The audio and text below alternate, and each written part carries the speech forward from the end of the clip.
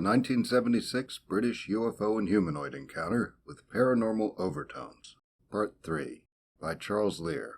This is the third part in a series looking at two separate encounters in Winchester, England, with UFOs and humanoids reported by two friends, 42-year-old Joyce Bowles and 58-year-old Ted Pratt. They reported that as Bowles was driving with Pratt in the passenger seat, prior to their first encounter, Bowles's Cooper Mini Clubman traveled diagonally, as if it was floating, after the steering wheel locked, and the car came to a rest on a strip of grass, known as a verge in England, next to the road. They said they saw a craft hovering 18 inches above the ground, with three humanoids behind a window or windows, sitting lined up as if they were on a bus. The creature left the craft, possibly by walking through it, came up to the car, and seemed to have put its hand on the roof as it looked in Bowles's window. It was said to have been wearing what looked like a silver boiler suit, and to have had long hair that curled up in the back, sideburns that came down to a pointed beard, and brilliant red eyes with no pupils or irises. They said that during their second encounter, they found themselves standing next to Bowles's car, inside what they assumed was a spaceship. The creatures spoke with them, said they weren't there to invade and that they'd be back. Their case got the interest of researchers from various organizations, and there is one article examining it in the March-April 1977 Bufora Journal, and 4 articles in the February 1977 Volume 22, Number 5, Flying Saucer Review. In the course of the investigation, it came out that there were after effects, and that Bowles had a history of reported paranormal experiences, as well as healing and psychic abilities. One of the researchers, Lionel Beer, reported in his article in the Bufora Journal that Bowles's history made him dubious, but he and the others didn't discount her claims, possibly due to the influence the ideas of John Keel and Jacques Vallée were having on researchers at the time. Leslie Harris makes a reference to Vallée's 1969 book, Passport to Magonia, in his article covering the case in Flying Saucer Review. Harris's article, UFO and Silver-Suited Entities Seen Near Winchester, is based on his investigation, along with John Ledner, of the first encounter. Both were members of the Bournemouth Unexplained Phenomena Research Group, for which Harris edited the journal Scan. According to Harris, there were after effects reported by Bowles and Pratt following their encounter. Pratt reported feeling calm and relaxed for a week after the incident, and Bowles said her car was performing better and that she no longer needed to use the choke.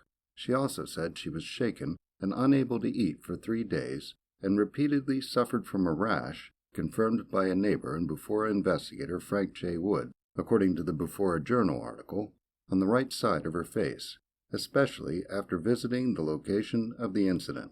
According to Harris, during their questioning of Bowles on their first visit with her, it came out that Bowles had experienced frequent poltergeist activity throughout her life, but Mrs. Bowles did not volunteer the information, nor did she appear anxious to discuss it. Harris reports that they pursued the matter during their second visit. Bowles said that objects would move or fly through the air, in her house, at work, and even in her car. According to Harris, she pointed at some chips in the paint on a door and said they were made by candlesticks flying across the room.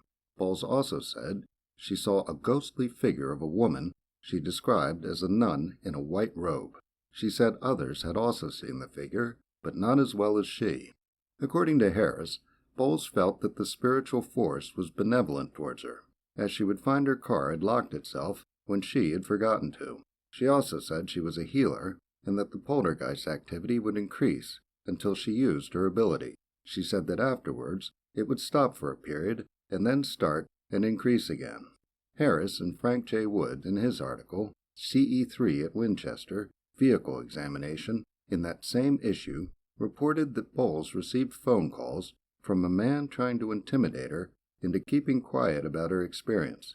According to Wood, the calls were taken by her in his presence.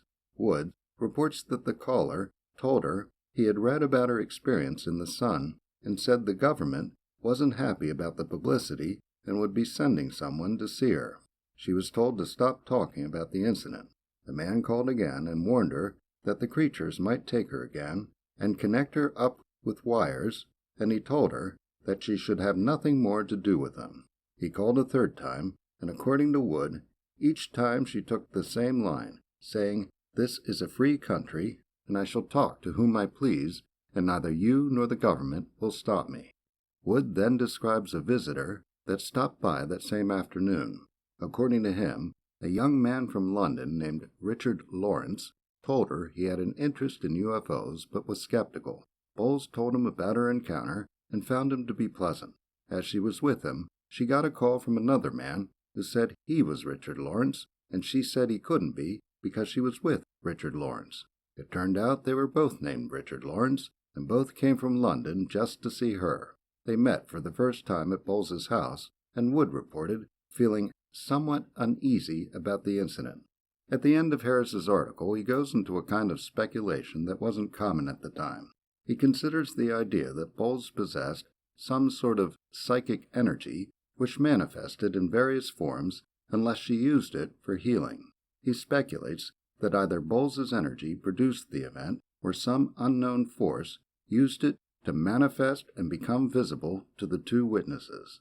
He ends with a proposal that UFO researchers should consider psychic powers in their investigations and makes a reference to Vallet's work.